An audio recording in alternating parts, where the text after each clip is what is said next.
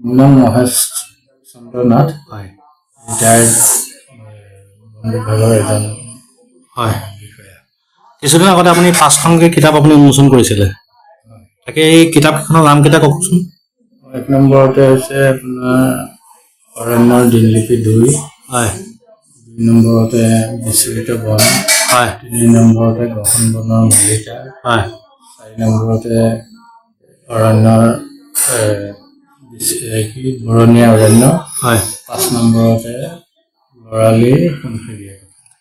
আৰু এই কিতাপ লিখা কেতিয়াৰ পৰা আপুনি লিখা লিখি কৰিছিলে? এনেই লিখাটো মই আগৰ পৰাই লিখি থাকোঁ, মানে MA স্কুল লেভেলৰ পৰাই লিখি আছোঁ। হয়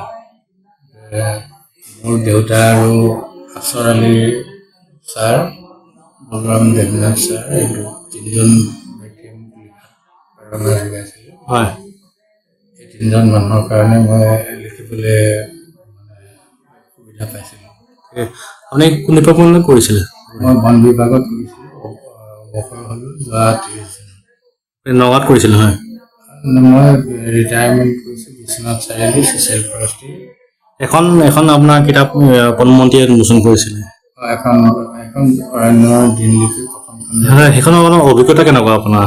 সেইখন মানে মই অৰণ্যত যিমানখিনি অভিজ্ঞতা পাইছোঁ, হয় বাস্তৱিক ঘটনাবিলাক মই আৰু মানে কি আমাৰ বন বিভাগত আমি ফ্ৰণ্টলাইন ষ্টাফে ডায়েৰী দিব লাগে।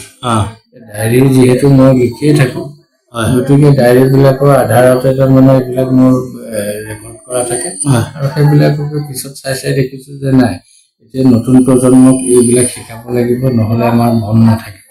আপোনাৰ এই ক্ষেত্ৰত আপোনাৰ শ্ৰীমতীয় শিক্ষয়িত্ৰী, হয়, এই ক্ষেত্ৰত আপোনাৰ লিখা ক্ষেত্ৰত আপোনালোকৰ প্ৰেৰণা যোগাইছে বুলি কি কয়? এনে আজৰি সময় এনেই থাকিব নালাগে, অকণমান লিখা মেলা কৰি থাকক, এনেধৰণে কৈ থাকে আৰু।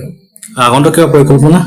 আগন্তুক কিতাপৰ কাম ধেৰ আছে, মানে কিমান পাৰোঁগৈ, আৰু এইবিলাক মোৰ নিজা খৰচতে মই কৰি আছোঁতো, গতিকে কিমানখিনি পাৰোঁ মই নাজানো, কিন্তু এনেই আৰু 40খনমান কিতাপ ওলাবৰ জোখাৰে সময় গোট খাই আছে।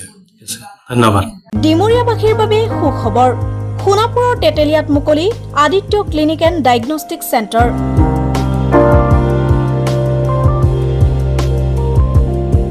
য'ত ৰোগীৰ বাবে উপলব্ধ pharmacy, digital x-ray, super speciality OPD clinic, day care centre, ECG 2D echo, endoscopy, holter study, ultrasound 2D 3D, PFT, TMT, EEG।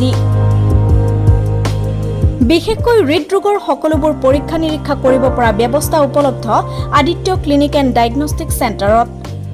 উপলব্ধ উন্নতমানৰ মেচিন। দৈনিক 8 বজাৰ পৰা সন্ধিয়া 5 বজালৈ অভিজ্ঞ চিকিৎসকে প্ৰদান কৰিব চিকিৎসা সেৱা।